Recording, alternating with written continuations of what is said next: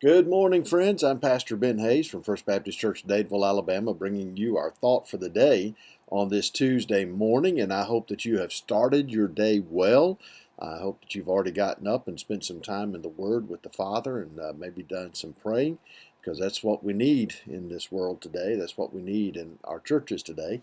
That's what we need in our spiritual lives today, is to spend some time with Him.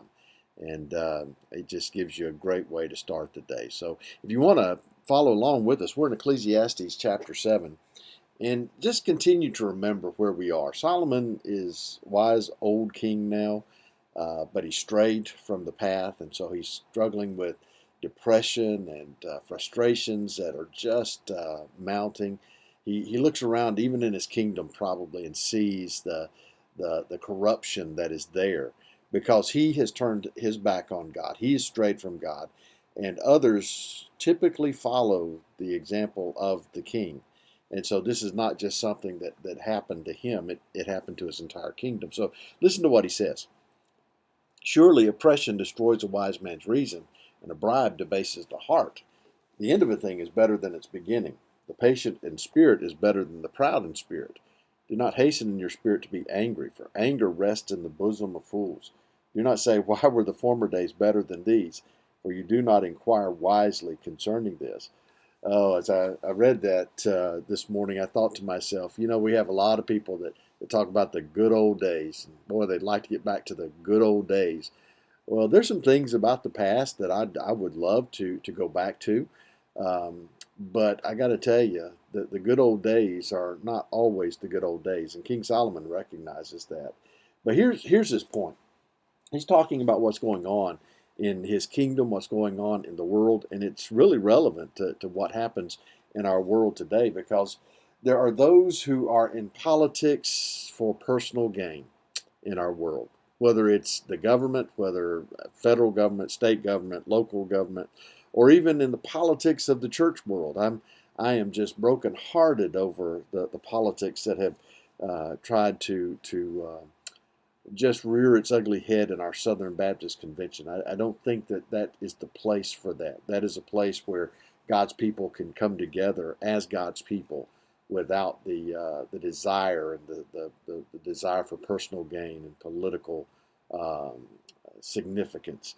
But back to what we're talking about here, he makes this statement: oppression destroys a wise man's reason. And that's on both sides of that idea of oppression. The one who is oppressing and the one who is being oppressed.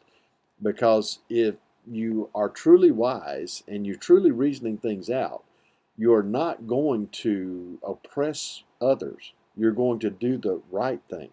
And if you are a wise man who's being oppressed, oftentimes that truly causes you to doubt your own wisdom, or the wisdom that comes from God. Because there's something inside of us, and even though it's not true, there's something inside of us that always thinks, if good things are happening to me, I must be living right. If bad things are happening to me, I must be living wrong. Sonia and I have this ongoing joke. If we're driving up to Walmart or the mall or to any kind of grocery store and we get a close parking spot, we always say, man, you must be living right today.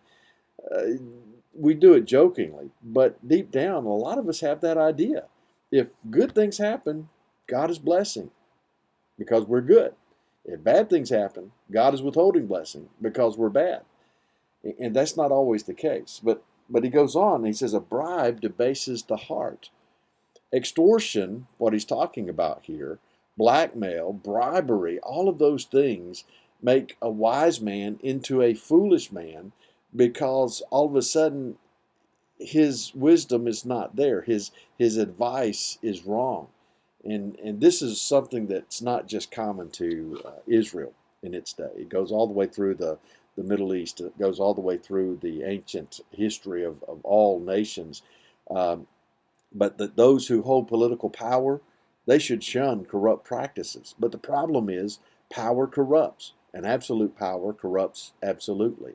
And so people become accustomed to being able to get what they want, and if they can't get it through legal means or typical means, they will go to any length to acquire that. And this is what he's talking about here. It debases the heart. It brings you down. It makes you into not a good person. But listen to what he says. The end of a thing is better than its beginning. The patient in spirit is better than the proud in spirit.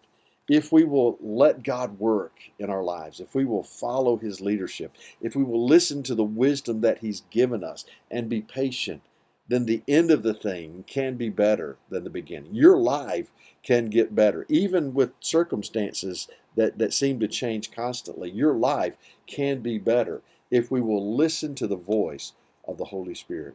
I hope that you'll share this today with someone. I hope that you will be blessed, and I hope that you'll join us again tomorrow morning.